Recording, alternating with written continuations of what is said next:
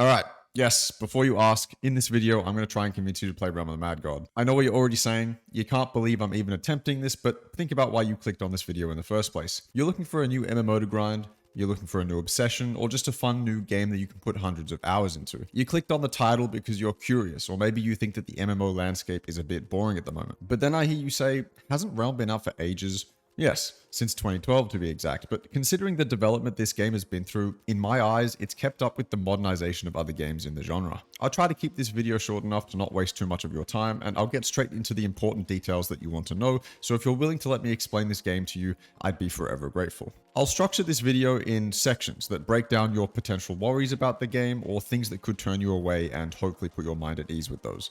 Then I'll talk about the game's features and replayability and what you actually do. So let's not waste any more time. Realm of the Mad God, or RotMog, or Realm for short, is a bullet hell MMO with a permadeath element. You have access to a wealth of different classes with unique abilities and weapons. It's a bullet hell, so your attacks and the enemy's attacks are bullets with different patterns and characteristics. First, let's talk about the visuals. This is a pixel art game. I love pixel art, but you might not, and I know for some people the visuals really matter, so if you're not fond of pixel art or this style in general, I can totally understand why you wouldn't be interested. So the only thing I'll say here is, why let the visual style gatekeep you from enjoying what is a fundamentally solid game? Now let's tackle the other big turnoff with Realm. Permanent death. There is a progression system called Exaltations, which rewards permanent account-wide stats, but bar that, when you die in this game, you lose all the gear and stats that you have on your character. This is without a doubt a huge element that turns people away, but is simultaneously the element that makes Realm replayable and addictive. A skilled player will have a character alive for a long time, building up the best gear for that character, but also collecting gear for other characters in the process. It's not all lost when you die though. You can put away gear in your vault, and on death, you'll gain fame, which is spent on various things in the shop. From someone with 700 plus hours, death is frustrating, but it's not the end, and will strengthen you as a player, which will in turn allow you to progress your account to become more and more stacked. I feel like those are the elements of most concern to people, so now let's move on to some more generic questions. First of all, is the game even alive? No one wants to play a dead MMO, so this is an incredibly important question.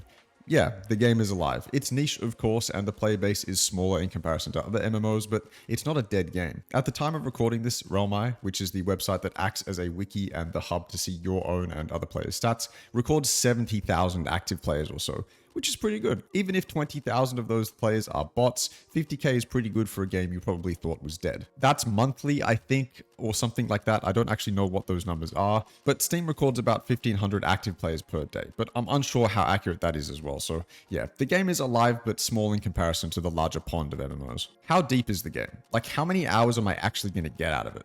Truthfully, hundreds if you get into it, thousands maybe.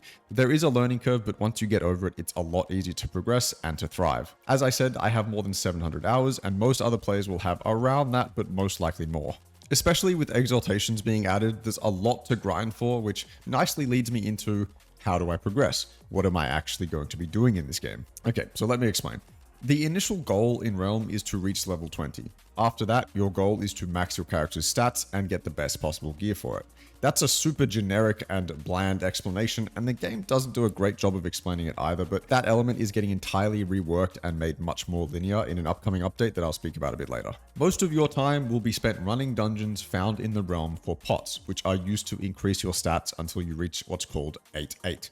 8 stats to max. You'll reach 6-8 with dexterity, attack, defense, wisdom, vitality, and speed first, most likely, before tackling harder dungeons to get life and mana. This is on top of the obvious other goal, which is to get better and better gear. I won't explain how loot bags work, but hunting for the best untiered weapons and gear will eventually be a goal of yours, as well as trying to get the best tiered gear as well. I'll quickly list the other forms of progression so that you can get a sense of what there is to do. You have fame quests. Each class has 5 achievable stars that are reached when stacking up a certain amount of fame on a class, from 20 fame to 15,000 fame for the final quest. Fame bonuses can be achieved by completing certain things within the game, like exploring a certain amount of tiles or dungeons, and the resulting fame reward is added to your class's total fame on death. Exaltations are new to me. They were added after my last little binge with this game, but they are the end game grind. I can't begin to explain the intricacies here, but essentially you have to defeat a certain amount of difficult end game dungeons over and over on each class, and you'll earn permanent rewards that don't disappear on death, like XP bonus and stats bonuses. They added Battle Pass and Battle Pass missions. Love it or hate it, Battle Passes give you more to grind for. These ones come with extra missions for seasonal characters too. The Forge isn't really part of progression, but I thought I'd mention it. The Forge is a place to craft untiered items with resources earned throughout the game and by scrapping other untiered items, and is a way to get your hand on more desirable UTs that you wouldn't otherwise be able to. Daily and event rewards. There are always events and quests in the daily quest room where you can exchange earned currency or tokens for gear or other various rewards. This is all on top of course, the grind for better gear, maxing stats, and all other forms of progression that I failed to mention. Does the game have continued support? Yes, Deca have made good and bad decisions, but since buying the game years ago, they've continued to update it. Sometime this year, they're releasing the Realm Rework update, which is a game-changing update, especially for newer players and the entire flow of the game as a whole. I won't go into too much detail, but please check out the patch notes because this makes the game so much better. They're also doing another big update with enchantments that could end up being interesting too. Is it pay to win? Now, Realm of the Mad God is free, so this is a crucial question. If you hear anything of what I'm about to say in this entire video, please hear this. You can come into Realm as a new player and wail out of your mind, but you will still not have access to the best gear in the game. You can only buy up to a certain tier of gear. You cannot buy untiered items. What's more, if you do choose to buy the pieces of gear that are available, you are new. You will die and you will lose all of the money that you spent on gear. The permadeath aspect stops this game from being pay to win. If you're going to buy anything, buy a pet and upgrade it, buy vault space or character slots. Those are the safest and most useful purchases. Is the game fundamentally solid? Does it feel good mechanically? Does progressing feel good? Yeah. There's only so much that you can do with a top-down bullet hell, but for me, Realm gets it right. Maybe it's not perfect, but it's definitely well done. Dodging bullets feels great, there's a real skill involved in the game, and the best gear is locked behind that skill. Learning and getting better feels great too. Just have a look at the gameplay that's being shown, and you can determine whether it's for you or not. Personally though, this game feels great to play, and if the realm that you're in is populated at the time, then the pace really keeps up. Lastly, how involved will I be with my friends? How cooperative is the game, and can I play it solo too? As I said, there are a ton of classes and the teamwork comes into play with the abilities that they all possess.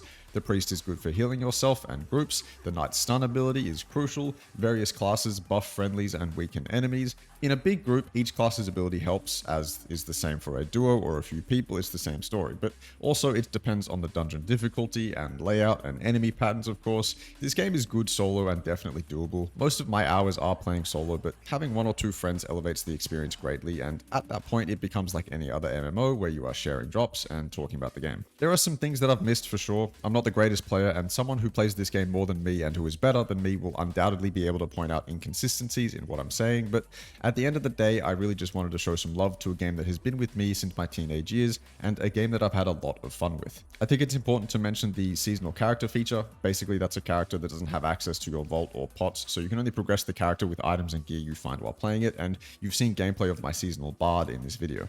Hopefully it wasn't too long-winded and I covered the important things. I appreciate the viewership, and if you have any feedback, let me know. Other than that, I would appreciate you follow my Twitch and my Twitter. Have a great day and see you later.